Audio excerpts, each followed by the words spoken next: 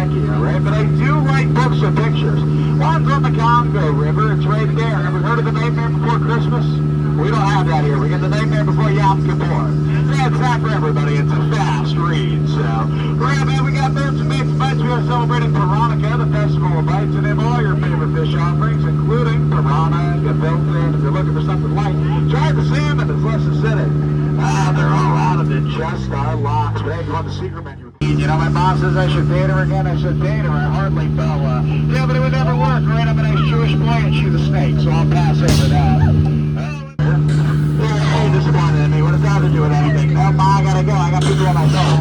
No, Ma, I gotta go. People on my boat. No, Ma, I gotta go. People, boat. No, Ma. And enter the Nile River and just up ahead, my friends. Look at that. That's an African ball. But now, one fact that elephants are always prepared for Rosh Hashanah because they got a built-in shofar. So, let's see what this guy can do. Good job. You're a little early, though. And this one over here, Alan. Yep, he's gonna try his best, okay? Shofar, show good, buddy. You're a little flat. Watch it. Alrighty, we're gonna move on now into the African belts, which holds out my African pants. And we're gonna see a wide range of animals that roughly ranges from about here to there. So let's point them out, shall we? We got fuzzy reindeer, Orthodox reindeer. We got the horses from It's a Wonderful Life, still in black and white, and it's all ones in the back. You guessed it, those are Christmas trees. Oh, look, and those are the things that hurt Christmas spirit.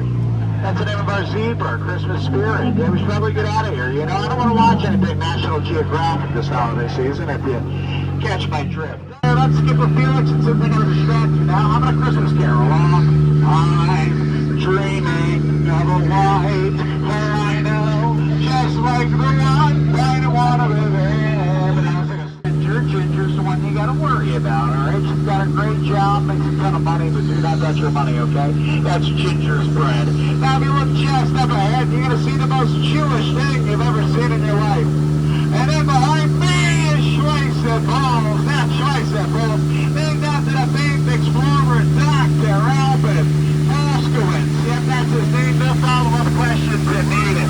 But people usually talk the same way my grandfather scared me about Santa Claus.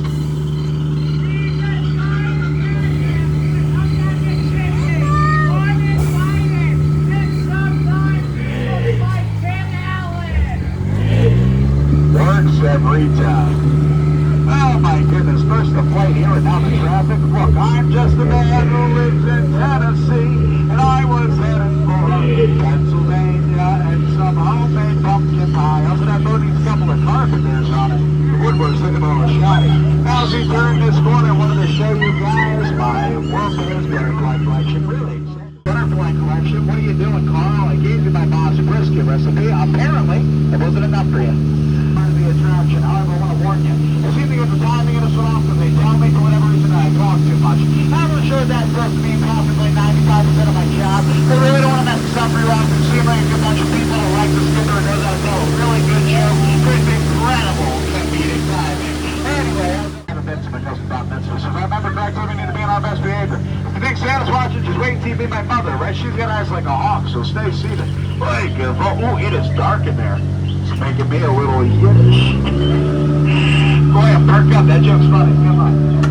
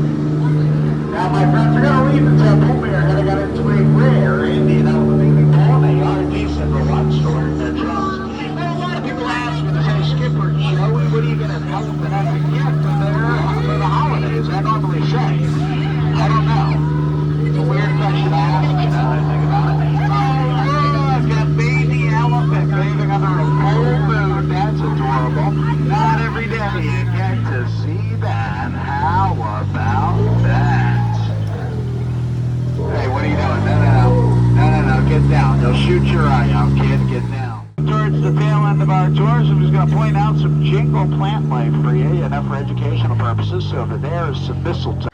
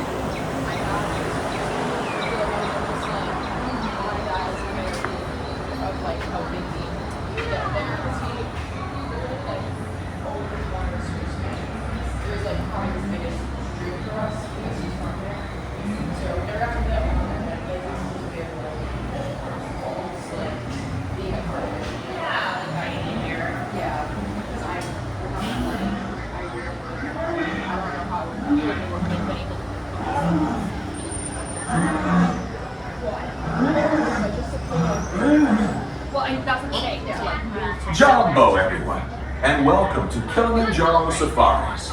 In order to keep your wait time to a minimum, we ask that you please keep your group together, keep up with the party in front of you, and fill in all the available space. It is not necessary to form a single file line. If you are traveling with a stroller, please have children and valuables unloaded before you reach our stroller parking area. If you are traveling with someone in a scooter or wheelchair, please have this person lead your party through the line. This will help keep your wait time to a minimum. Once again, please keep your group together, keep up with the party in front of you, and fill in all the available space. Thank you for touring with Kilimanjaro.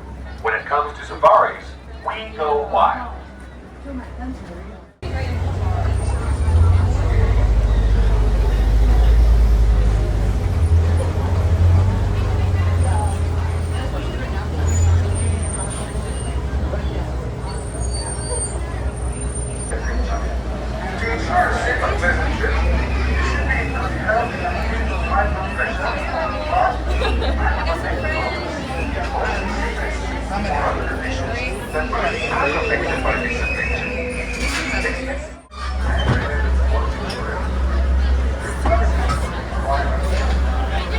Hi Jordan, and as we say here in Harambe, Twende, and Twende means let's go. Alright Jumbo everyone, my name is Percy and I'm going to be your safari driver today as we are heading into the Harambe Wildlife Reserve. We do ask that you stay fully seated at all times, making sure to keep your hands, arms, feet, and legs inside the truck and hang on tight to any personal belongings as we will not be able to stop for any dropped items. It looks like we do have that all clear from the warden, so we are going to go ahead and begin our safari. We're starting out here in the Ituri Forest. The Ituri Forest is home to a lot of animals that use camouflage to hide themselves as a way to protect themselves from predators. So they do like to hide out here in the forest, want to keep an eye out. You might see a bongo hiding up on the left-hand side, that orange-colored antelope with the bold white stripes. Bongos will use those stripes for camouflage, helping them to blend in with their surroundings. And they'll use their big horns to help navigate through the thick vegetation out here in the forest. You'll see an okapi over on the right-hand side there, that brown animal with the striped legs. Kind of looks like a zebra stripes. They're not related to zebras. They are actually close relatives of the giraffe. They're in the same family. And we'll see the yellow-backed diker up on the hill there as well, kind of behind the okapi by the fence on a safari. And we'll also see a greater kudu over on the left-hand side there. Many of the animals out here in the forest are very shy and reclusive, as well as being very good at hiding. So many of them are not seen often out in the wild. You'll see a black rhino laying down over on the left-hand side there by the wall. Black rhinos are browsers, which means they eat bushes. They have prehensile mouths, which help them grab onto the leaves from the bushes that they eat. Black rhinos can weigh up to 3,000 pounds. You'll see that big nest up in the bushes there on the right-hand side. We'll see if we can find the birds that nest belongs to up ahead here.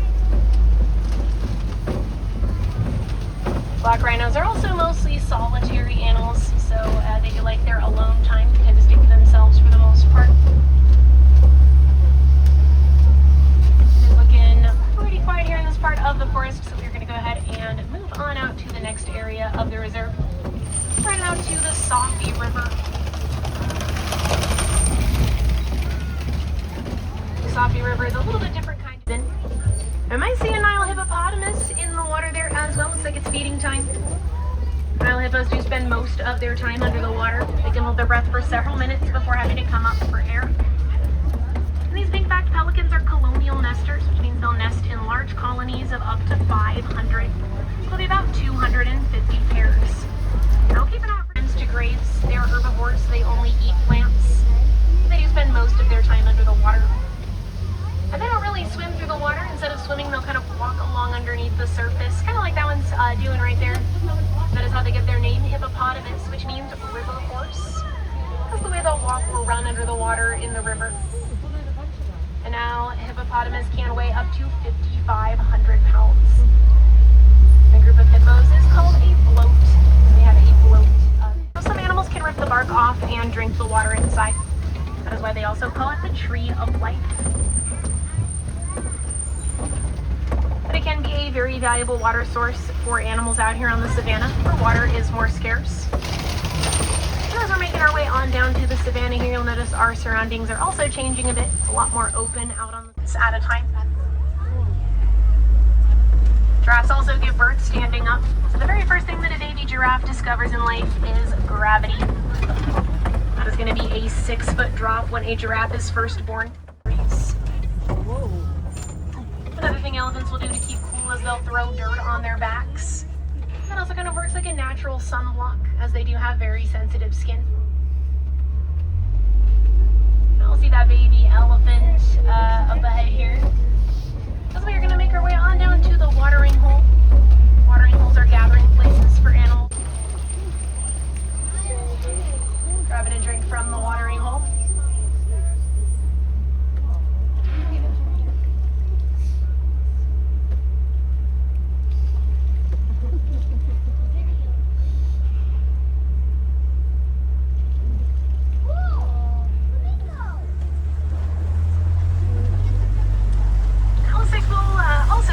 Some greater flamingos hanging out here. They are the largest species of flamingos, hence the name greater flamingos. I think it's that bright pink color from their diet of brine shrimp, which has beta carotene in it, gives them that vibrant coloring. They'll start out as more of a grayish color when they're first hatched, and they'll develop that pink as they get older. A group of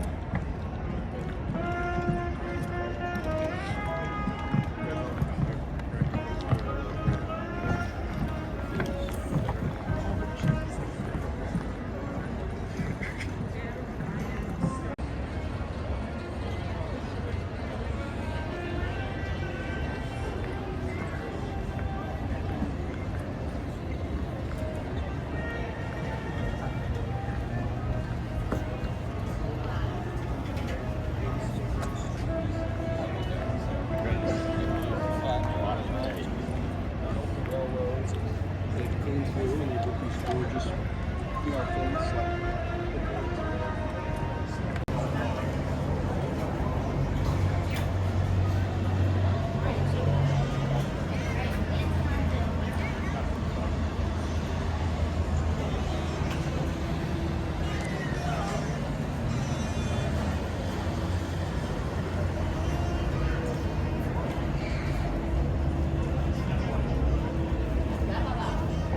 like kind of near the entrance, you know, where like you're going towards Milana.